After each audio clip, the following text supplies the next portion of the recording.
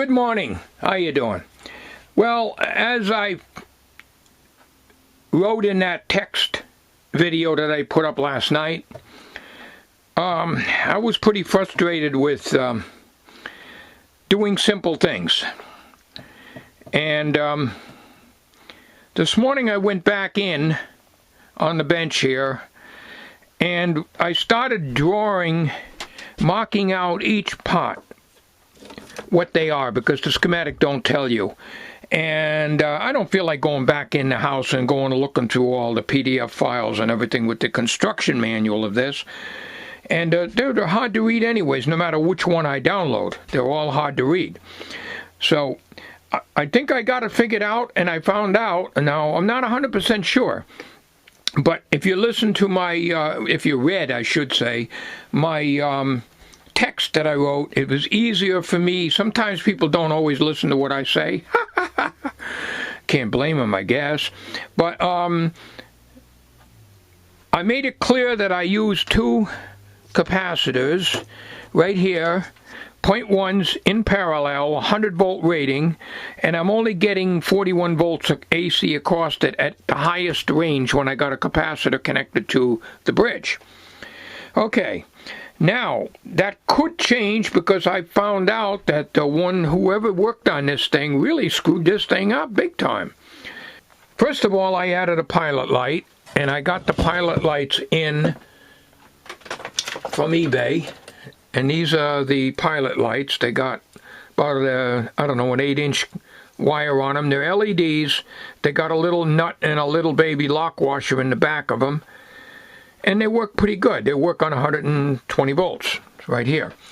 So the wires weren't quite long enough, so I had to add wire here. And I just taped it here and put tape on it so it wouldn't short out. Not a very nice looking job, but I also added a fuse holder. This is one of my old fuse holders that I had in my junk box. I wanted to put a fuse in the back, but the chassis isn't long enough to make a hole and go in it in order to match the holes that are in the back here. See, the oblong one on the right here, I got this thing upside down, of course, but I wanted to put a fuse into one of these holes that are already here, but I couldn't do that because I'd be right on the edge here. So I did it this way, which means I have to pull the unit out if I blow the fuse. But it needs a fuse. I also put on a polarized plug that I cut off, a cordon plug that I cut off of something else that I junked years ago. So that should be sufficient. But here's what I found wrong. I labeled everything. This way I keep track of it. This is the bridge pot, P1. The slider of the bridge pot goes to chassis. Okay. The other end of the bridge pot goes to the switch and the 250,000 ohm resistor, which I labeled here. And that checks out to be 253,000 ohms. So it's close. It's okay. Now take a look at the unit. This is the capacitor that apparently, from what everybody was telling me, belongs in here. It's a 0.25 at 600 volts. But it does not belong on the slider. This is P1. I have to label everything so I don't get confused here. This is P1. This is the bridge cap. Potentiometer. Okay? One end of it goes to the transformer, which you can see right here, and that is correct. The other end goes to the switch and the 250,000 ohm resistor. That is correct. But this does not belong here. This slider is supposed to go to ground. I don't see a ground point on here, on the chassis, where that would originally have gone.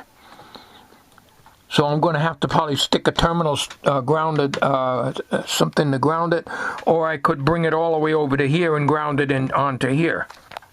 Now if you look here, this is a wax capacitor. This is 0.02, 400 volts, which is not needed anyways, 400 volt rating, that is, 5%. Okay? It's wax paper. I haven't tried to remove that. That's going to be an awful job because this end is it has very, very short lead going just barely into the switch. Because of my bad eyesight, and what I've done even when I had good eyesight, is I usually clip off the cap or the part that I'm replacing, clip off, hook, pinch, and solder. Some guys use the curly cues. I used to use those, but I don't care that much for them. They used to come in the package of 5 in the Sprague orange drops years ago.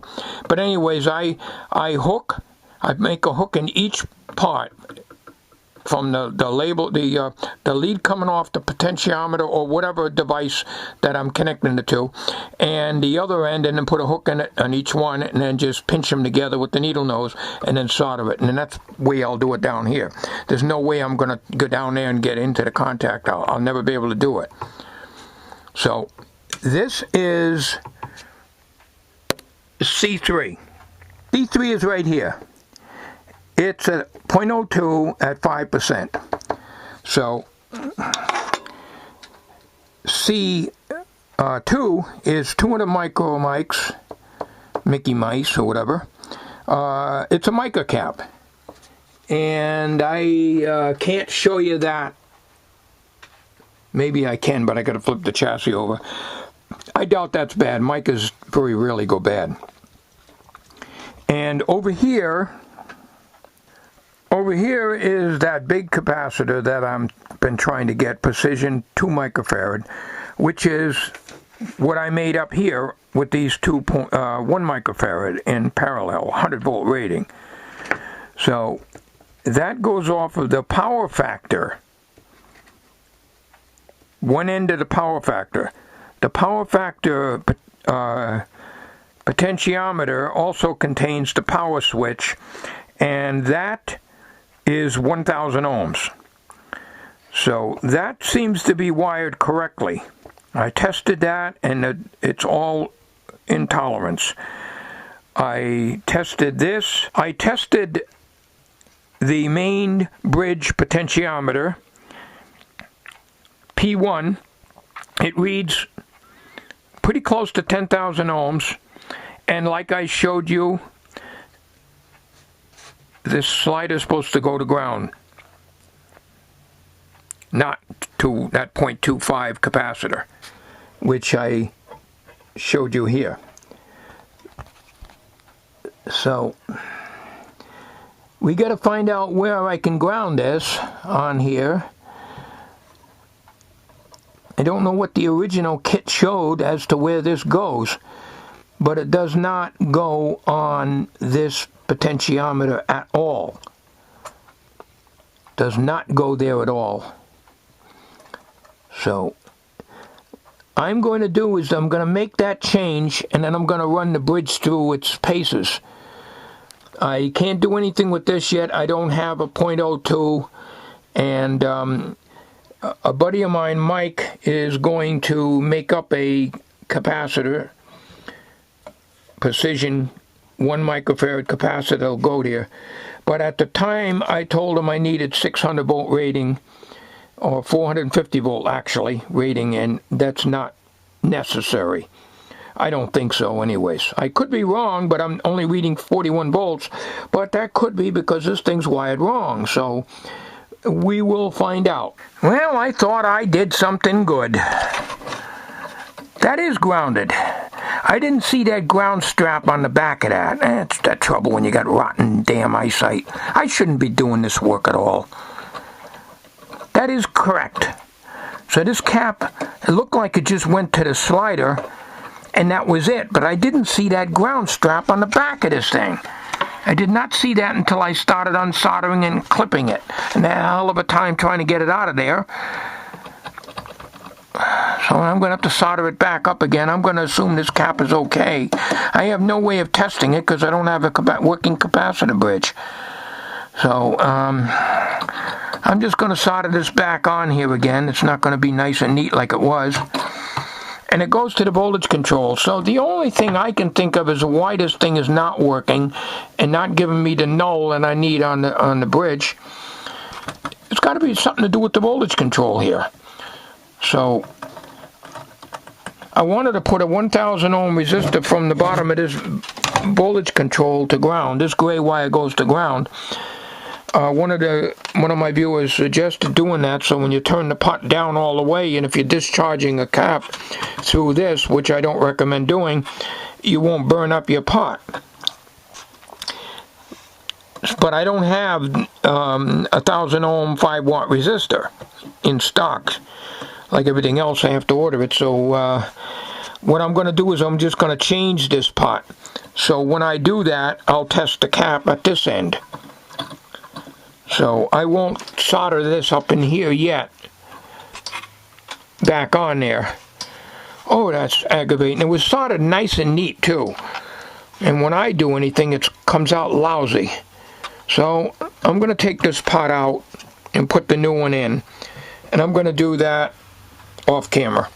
And I got the control in. I'm glad I didn't videotape it. I have to tack solder everything. This is not the way to solder. But I can't find a damn hole in the thing, and when I do get it in there, it slips out, even though I pinch it. So I have to tack it in. So these are tacked in, a lousy job. But it's in there. Now there's no capacitor on here yet. And I'm going to clip it in temporarily from here to here. I tested this with no meter. So I don't have any other way to check it. I have a digital meter. I could probably put it on there. My digital multimeter will test caps. So I'll probably do that off camera. So the 0.25 at 600 volts. But as far as breakdown or leakage, I have no way of checking it yet. I haven't yet put that ESR meter together thing yet. I don't even know if I'm going to be able to do that. It's too small to work with. If I can't do something solder something this big, I might as well give up. This is getting to be very frustrating because I can't see. That's my problem. Not because I don't know how to do it. But I missed on the ground here. So there was nothing wrong with this connection at all. I just did not see that bracket in the back.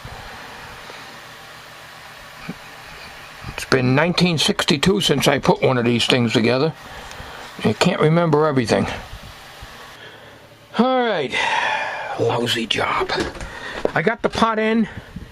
Unit's turned off right now. I got a 0.025. This is the capacitor I was testing before. This is the only capacitor that showed a little bit of null, but it wasn't like a complete null. It was like fuzzy on the edges. So we're going to try that now. And temporarily, I got this cap clipped in, not soldered back in, because once it's soldered in, then I'm going to have a hell of a job getting it out again. So I'm just going to, it's the only 0.25 I've got right now, other than maybe a low voltage one, a 50 volter. So that's clipped in on the back here. So as you can see, so I got the so-called homemade bridge capacitors, 2.21 microfarads in parallel here, and I got my meter set for AC volts. We're going to plug her in now, and hopefully I don't burn out the control, but I don't think that would happen. I checked the wiring and everything's okay. Alright, and she's on.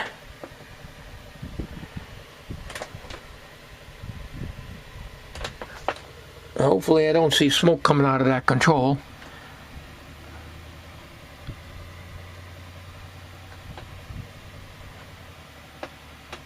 Not getting any eye tube light. Oh, stupid me. I forgot to put the rectifier tube back in.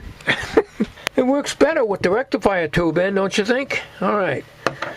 Well, here we go again now. We'll turn it on.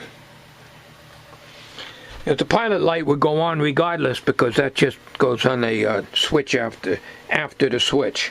There we go. Nice bright green display. Now, let's see if the null will work. There's the null.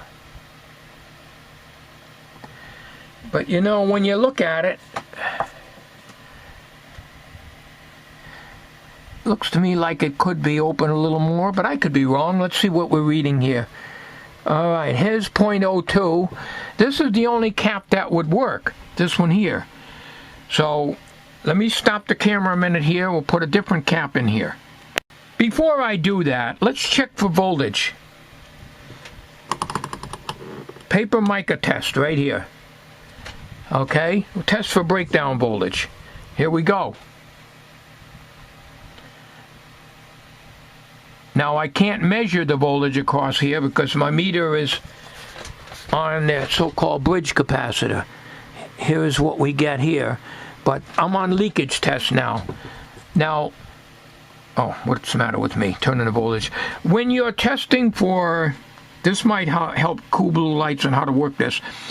When you're testing for leakage on whether it's electrolytics or whether it's paper mica, depending on these two red scales here, one is paper mica test, the other is electrolytic, you disregard the bridge control. That has no effect, okay? You just concern yourself with the voltage setting here, what the maximum voltage is for your capacitor under test, and keep an eye on this.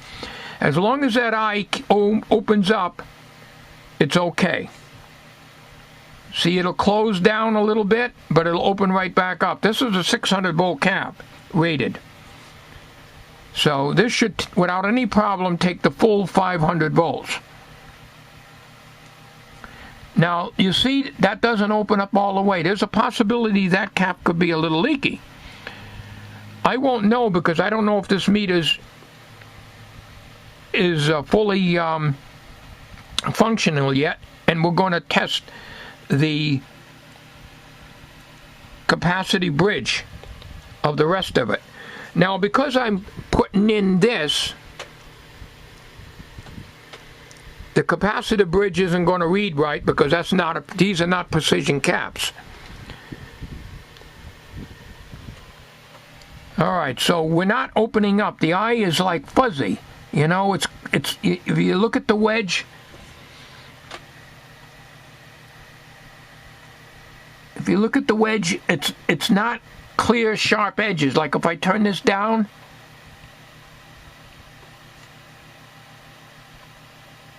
it gets sharper, but that could be leaky. Now, we're not turning this all the way down. This is a small capacity, 0.025. So you can turn this down slowly to discharge it if you want to. But do not do that to electrolytic because it's a higher capacity and it could burn these controls out. Okay, I'm going to leave this in here because now I want to show you the bridge reading. All right, that's your bridge reading. Now take a look at the voltage across this. That's AC volts.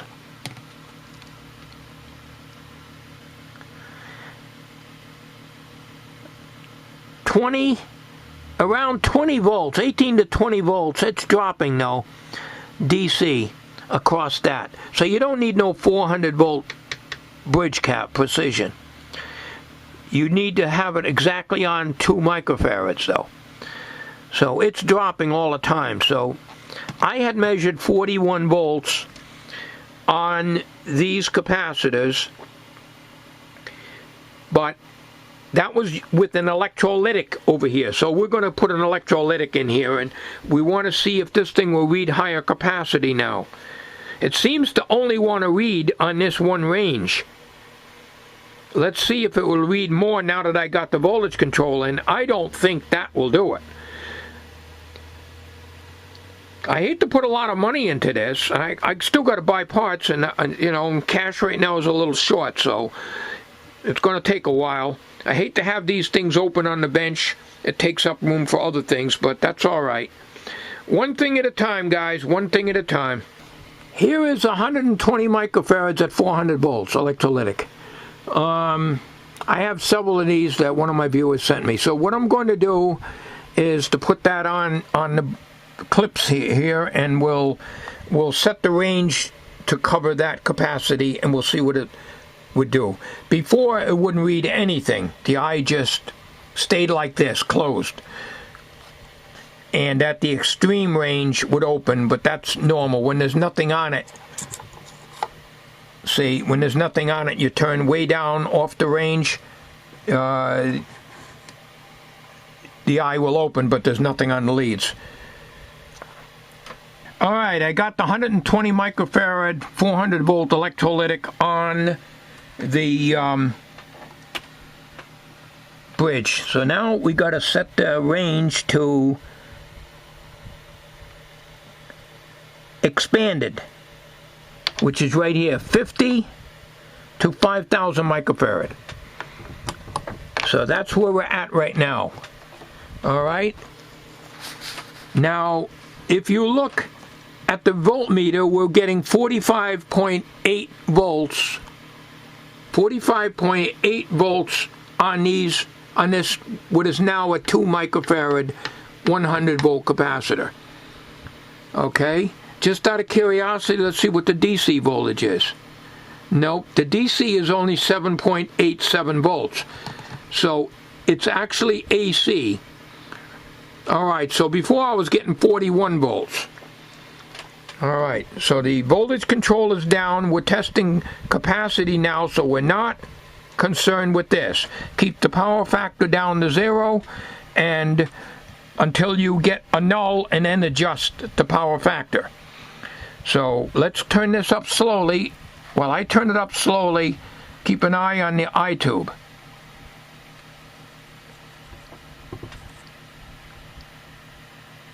Nothing. This bridge is not working.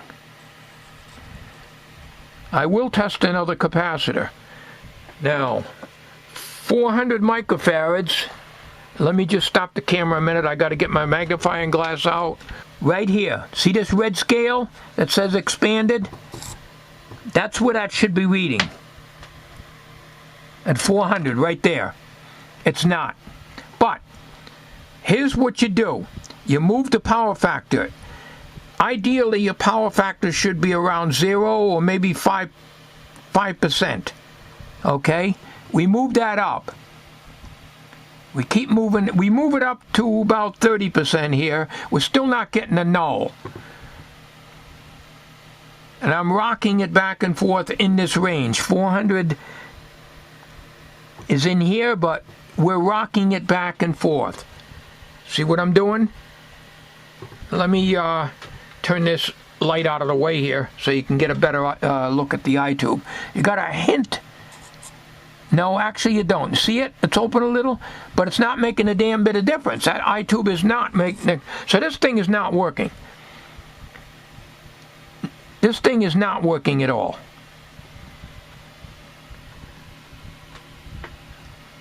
I will try another capacitor in it. So this has got me stumped. It's supposed to be a relatively simple machine, but it's not working. And I'm on the right range. On the expanded, 50 microfarads to 5,000 microfarads. The one I had in my shop worked perfectly because I put it together in 1962 or 63 as an Eico kit. This thing here is screwed up, and it can't be. I can understand if this is off. I expect it to be off because this is not a precision cap here. Okay? There's a possibility that 0.02 rather, I'm sorry, in here, down in here, that wax capacitor, that 5% job, could be bad. It's a possibility. But what happens if I replace it and it still don't work? This is a puzzler. This really is. And we're getting 46.2 volts, 46.1, 46.2 volts AC on this. Let's see what we get across this. All right. Basically nothing. All right. Now, let's put it down to electrolytic test. And see if we get anything off of it. Nothing. No AC, no DC, so there's nothing on this. All right, but let's vary this. We're on electrolytic test. We're hooked up here with the same electrolytic. Disregard this when you're doing leakage tests. This is how it's supposed to work. As you climb the voltage, give the cap a chance to charge up and the eye open. Okay, that's how you do that. Go very slowly. Now, I'm going to bring you over here to the voltmeter. Nothing on this cap. And this cap is not shorted. I put my digital meter on it. It climbed right up to over limit. In other words, it's basically open as far as resistance is concerned. All right, now we've got 144 volts DC on this. Now there's a possibility this cap will have to be a 600 volt. All right. Let's go to 250 according to the dial here. We're safe up to 400 volts on this.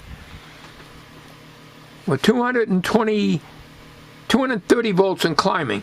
The reason it's climbing is the cap is charging. Not this, but this. The eye is open nice and wide. Now this is what I'm talking about as a null. This is a null.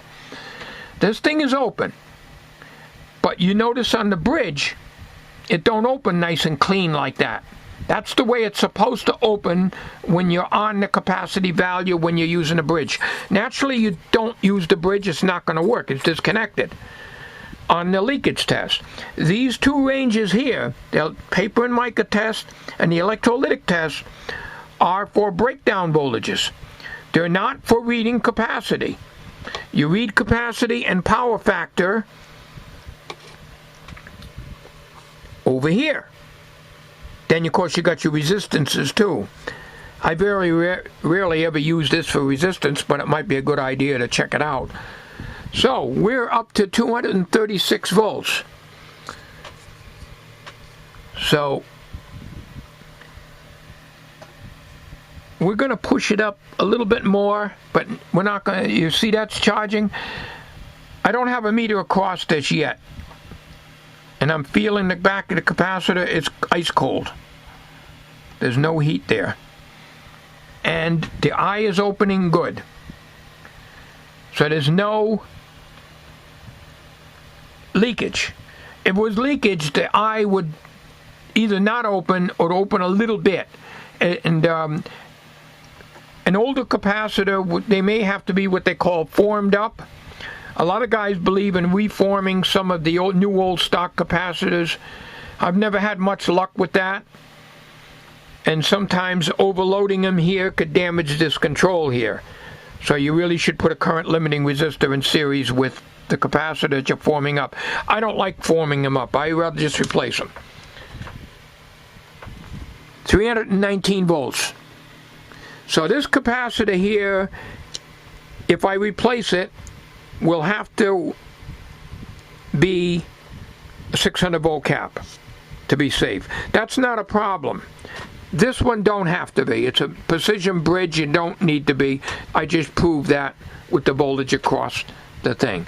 Now, some of you guys that have restored these things and know a lot more than me, if you want to chime in on this and disagree with me, that's fine. You can tell me, you know, at what point does this ever go above 40 some volts? This is a bridge circuit. It's going to be AC, which that same AC is applied across the capacitor, electrolytic, and it's not a harmful thing to the higher voltage electrolytics. But if you get an electrolytic that's only 16 volts, I would not put it across here as a bridge test. Naturally, you don't want to put it across here for a breakdown test because this thing will blow it to hell. All right. I'm not touching this control. That's 120 microfarads. That's a lot of capacity. You've heard the big bang that it gave. I'm not bringing this down to a discharge. what I'm going to do is to pull the pin, the cable, and then turn the control down. Now you don't want to touch that cap right now, and I don't want to pop these leads. I think the wires are heavy enough, but that cap has a charge on it, and I could pop it, but I'm not going to do that and risk having a spark on this thing. But we'll let it sit for a while, and maybe in about 10 minutes I'll discharge it. But you see how that eye opens? That is the way that eye is supposed to be when you get the null, when you turn your bridge control. Now we go back onto capacity range. The null is supposed to be, there's not supposed to be a null here now. Only when you got a cap under test or a resistor under test or comparing, I should say. All right, so as voltage, this seems to be working okay. The voltage pot seems to be all right, but my bridge circuit is not working. Well, I don't know what else to say, guys. It can't be because I don't have a precision cap here. I mean, this can't be that far off. I have no other way of comparing that. I don't have precision test equipment. If I had another good working Eico 950, then I can probably make something up, but it would not be exactly precise. It wouldn't be 5%. Apparently, this is 5%. It doesn't say so in the parts list, but it does say the other capacitor, the .02 wax one, is 5%. Then there's a mica in here. I think that's C3, if I'm not mistaken, which is, I think it's a 5%, but it's a mica, and it's very unlikely that it'd be going. I checked some of the resistors and seem to be pretty much on, so I don't know what else to say, guys. That's it for today. Thank you for watching.